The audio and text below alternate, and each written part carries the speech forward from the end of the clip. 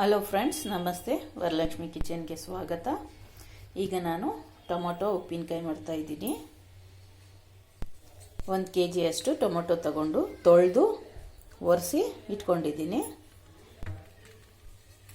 ಈಗ ಕಟ್ ಮಾಡಿ ಬೇಯಿಸ್ಕೊಳ್ಳೋಣ ಎಣ್ಣೆಯಲ್ಲಿ. ಪಾತ್ರೆಗೆ ಎಣ್ಣೆ ಸೇರಿಸ್ಕೊಳ್ಳೋಣ. ಎಳ್ಳೆಣ್ಣೆ ಇದ್ದರೆ ಸೇರಿಸ್ಕೊಳ್ಳಿ, ಇಲ್ಲಾಂದರೆ ಕಡಲೆಕಾಯಿ ಎಣ್ಣೆ ಇದ್ದರೆ ಸೇರಿಸ್ಕೊಳ್ಳಿ. ಬೇಯ್ತಾ ಇರಲಿ. ಇದಕ್ಕೆ ಮಸಾಲೆ ರೆಡಿ ಮಾಡ್ಕೊಳ್ಳೋಣ. ಚಿಕ್ಕ ಟಮ್ಲರಲ್ಲಿ ಅರ್ಧ ಕಪ್ಪಷ್ಟು ಮೆಂತ್ಯ,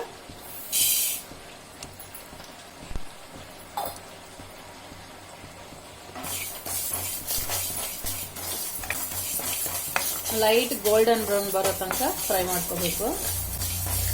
ಈ ಪುಡಿ ಮಾಡಿ ಇಟ್ಕೊಂಡ್ರೆ ಎಲ್ಲ ಟೊಮೊಟೊ ಉಪ್ಪಿನಕಾಯಿ, ಆಮೇಲೆ ಕರಿಬೇವಿನ ಸೊಪ್ಪಿನ ಉಪ್ಪಿನಕಾಯಿ ಎಲ್ಲದಕ್ಕೂ ಕೈಗೂ ಸೇರಿಸ್ಕೋಬಹುದು. ಮಾವಿನಕಾಯಿ ಉಪ್ಪಿನಕಾಯಿಗೆ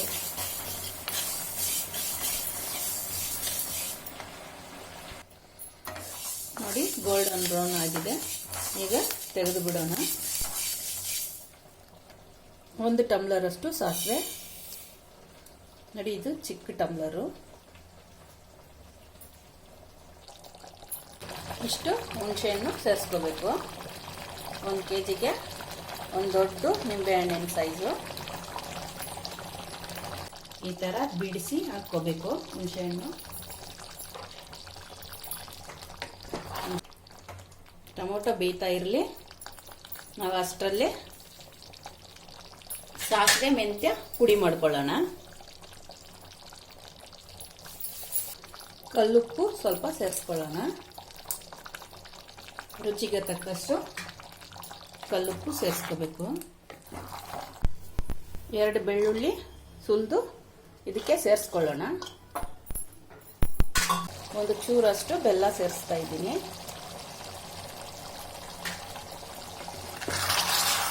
ಆಫ್ ಮಾಡಿಬಿಡ್ಬೇಕು.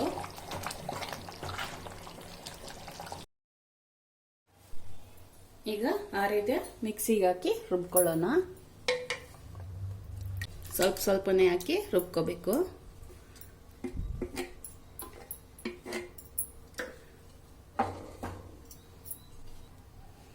ನೋಡ್ರೆ ಎಲ್ಲಾನು ರುಬ್ಕೋಬೇಕು. ಎಳ್ಳೆಣ್ಣೆ ಒಗ್ಗರಣೆಗೆ ಸೇರಿಸ್ಕೊಳ್ಳೋಣ. 1 ಸ್ಪೂನು ಸಾಸಿವೆ, 1 ಬೆಳ್ಳುಳ್ಳಿ ಜಜ್ಕೊಂಡಿರೋದು, ಸ್ವಲ್ಪ ಇಂಗು,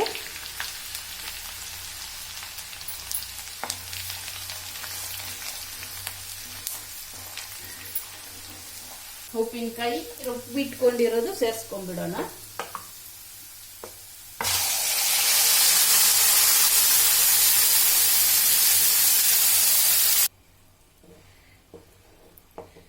ಚೆನ್ನಾಗಿ ಬೆಂದು ಎಣ್ಣೆ ಎಲ್ಲ ಮೇಲೆ ಬರುತ್ತೆ. ಆವಾಗ ಇಳಿಸ್ಕೋಬೇಕು. ಕುದಿ ಬಂದ್ರೆ ಚಿಲ್ಲಿ ಪೌಡ್ರು ಸೇರಿಸ್ಕೊಳ್ಳೋಣ.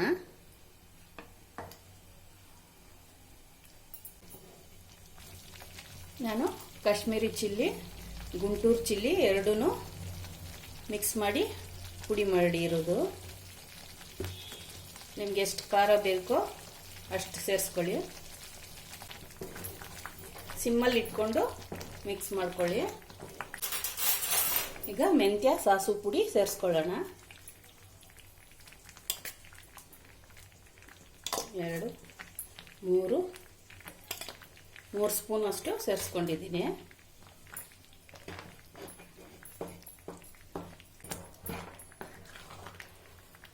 ಎಣ್ಣೆ ಬೆಂದು ಮೇಲೆ ಬರುತ್ತೆ, ಆವಾಗ ಆಫ್ ಮಾಡಿಬಿಡ್ಬೇಕು ಗ್ಯಾಸು. ಕುದೀತಾ ಎಣ್ಣೆ ಈ ಥರ ಮೇಲೆ ಬರುತ್ತೆ. ನೋಡಿ, ಈಗ ಉಪ್ಪಿನಕಾಯಿ ಆಗಿದೆ.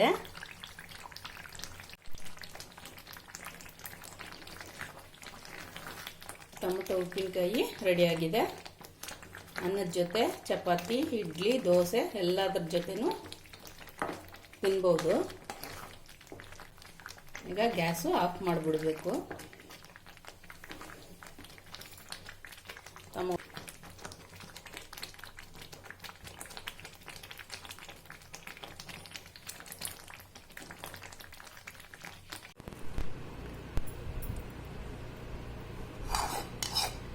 ಟೊಮೊಟೊ ಉಪ್ಪಿನಕಾಯಿ ಡಬ್ಬಗೆ ಹಾಕಿ ಇಟ್ಟಿದ್ದೀನಿ. ಟೊಮೊಟೊ ಉಪ್ಪಿನಕಾಯಿ ಡಬ್ಬದಲ್ಲಿ ಹಾಕಿ ಇಟ್ಟಿದ್ದೀನಿ. ಈಗ ಅನ್ನ ಕಲಿಸ್ಕೊಳ್ಳೋಣ ಬಾಣಲಿಗೆ.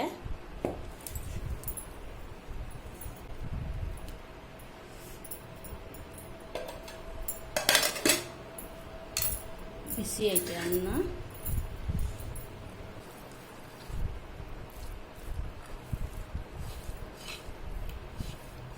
ತಿನ್ನಬಾರ್ದು, ತಟ್ಟೆಗೆ ಹಾಕ್ಕೊತೀನಿ.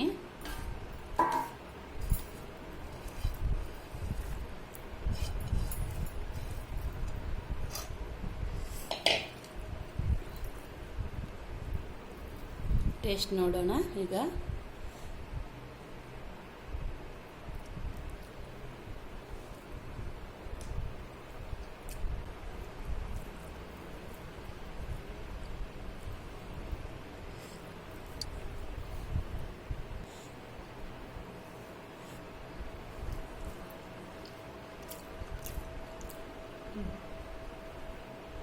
ತುಂಬಾ ಚೆನ್ನಾಗಿದೆ ಫ್ರೆಂಡ್ಸ್.